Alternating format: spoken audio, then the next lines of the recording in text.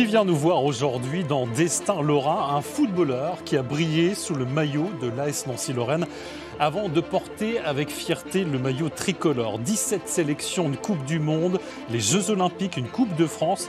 C'est aussi une voix qui porte, une voix qu'on écoute, un homme engagé contre l'homophobie dans le sport, et c'est un Destin Lorrain.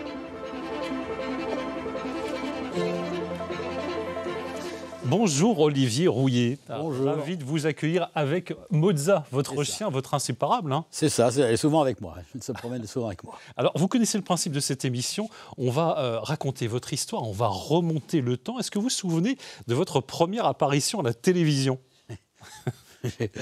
M'en souvenir pas trop non plus, j'avoue franchement. Je vous dirais que c'est autour de la Coupe Gambardella, donc il y a très très longtemps. Alors très longtemps, c'était le 16 mai 1974. Votre télévision régionale s'intéressait à cette époque à une jeune équipe junior de la SNL. Regardez.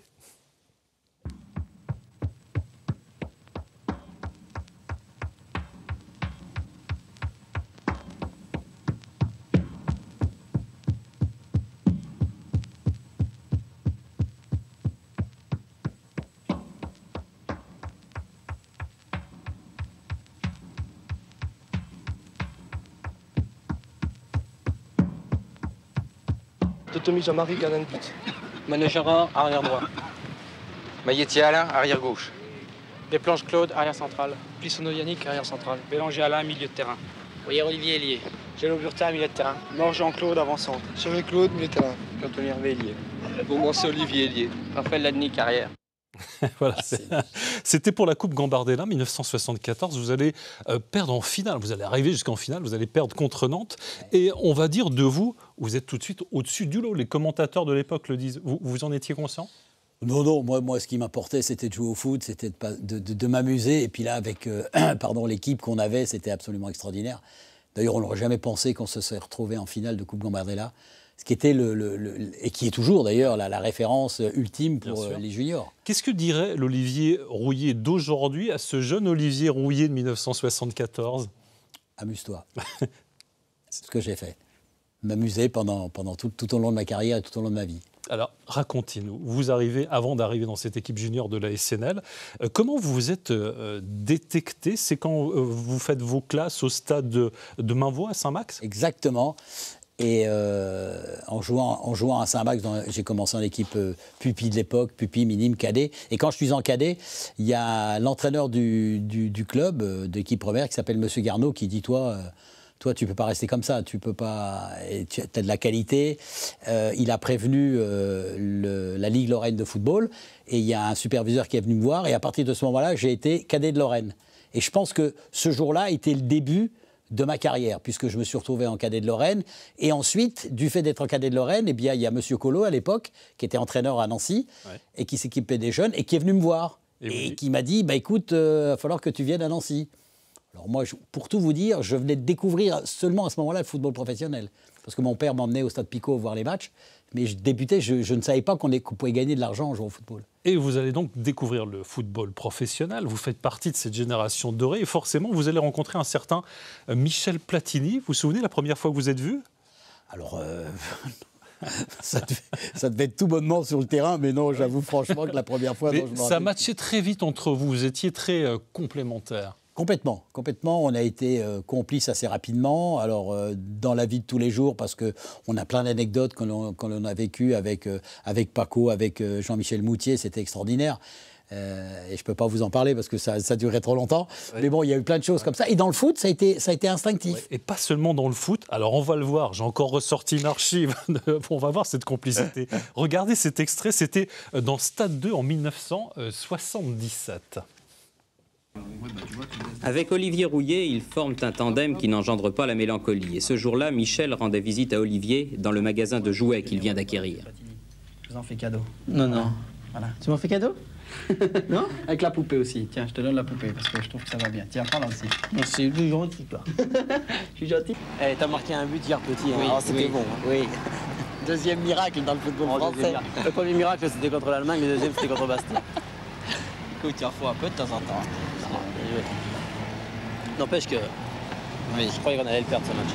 Et à la mi-temps, oui, t'as raison, à la mi-temps. Alors ensemble, vous allez écrire les plus belles heures de l'histoire de la SNL. Vous vous souvenez de ces séquences? Alors maintenant, oui, maintenant que je les revois, je me rappelle absolument, mais c'est quand même fabuleux parce que on voit encore la place Stanislas avec des voitures.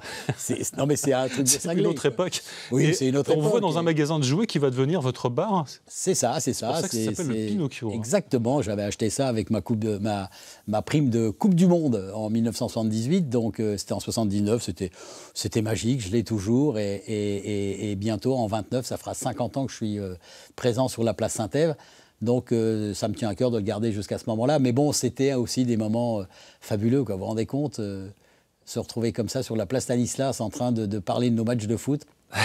C'est quand même assez dingue. Vous disiez avec quelqu'un qui est devenu extraordinaire. On en reparlera. 1978, la Coupe de France.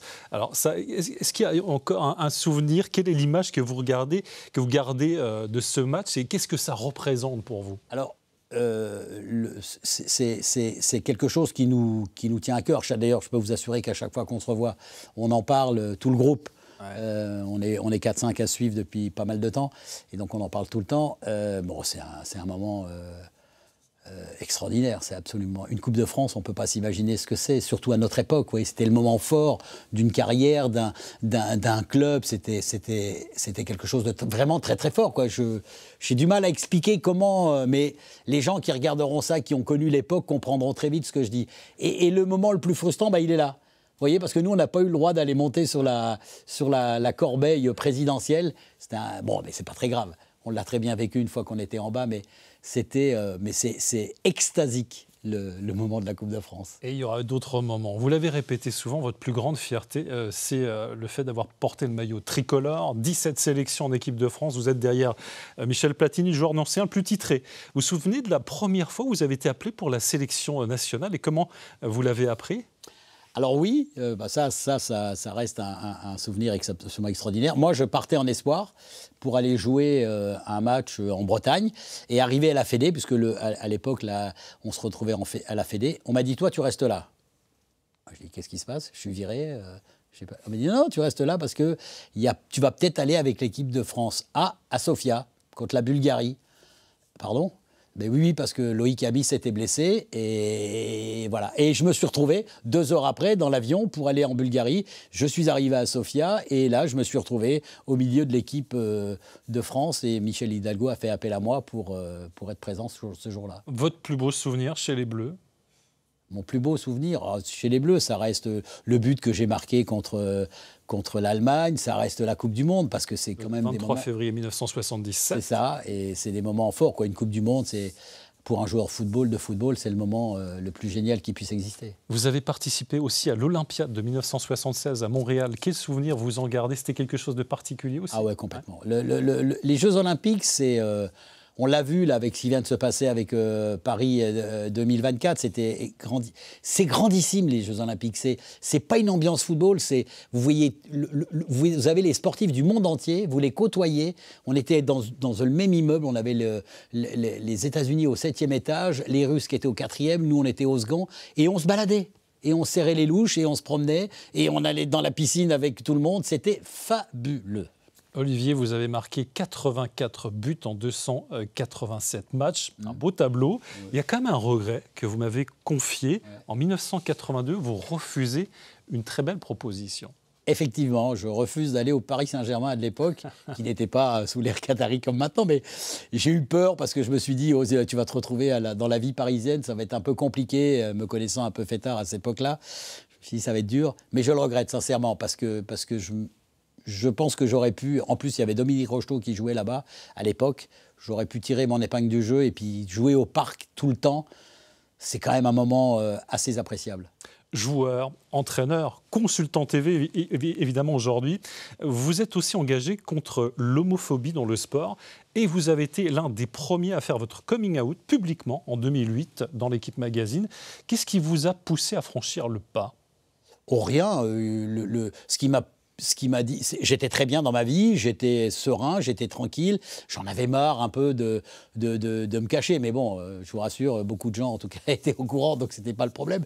Puis je dis à un moment, allez, libère-toi. La journaliste qui était venue me voir une semaine avant, elle me dit, on va en parler. Je dis, non, je suis pas prêt, j'ai pas envie, etc.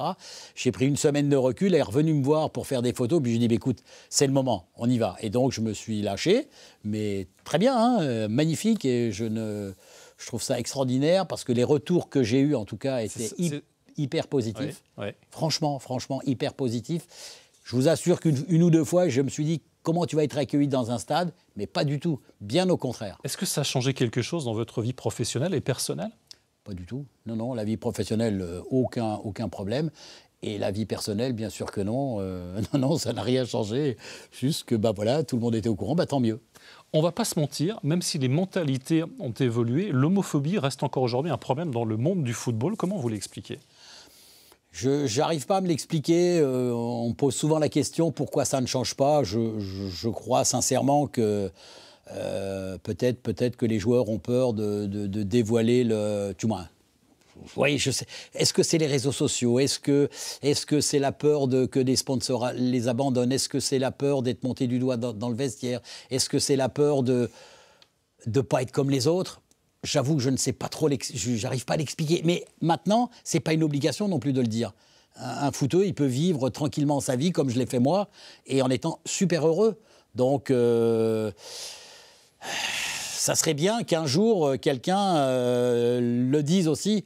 Ça ferait tellement de bien au sport en général. Je voudrais qu'on termine par quelques images encore. 2011, Nancy rend hommage à votre parcours exceptionnel avec un jubilé.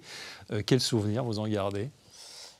Le jubilé, c'était cool. C'était un moment appréciable. Tout le monde était là. Ceux que j'avais envie qu'ils soient là étaient là.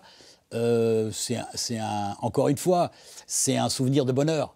Je pense que dans ma vie, en général, j'ai eu beaucoup de bonheur. J'ai eu du malheur comme beaucoup de gens, mais j'ai eu beaucoup de bonheur. Donc, ce jubilé, c'était l'apothéose, quoi. C'était le moment, en plus, où tu t'éclates avec tes potes. Et franchement, c'était un grand moment.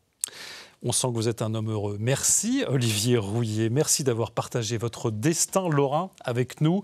Et merci à vous de nous avoir suivis. On se retrouve très vite pour un autre destin lorrain.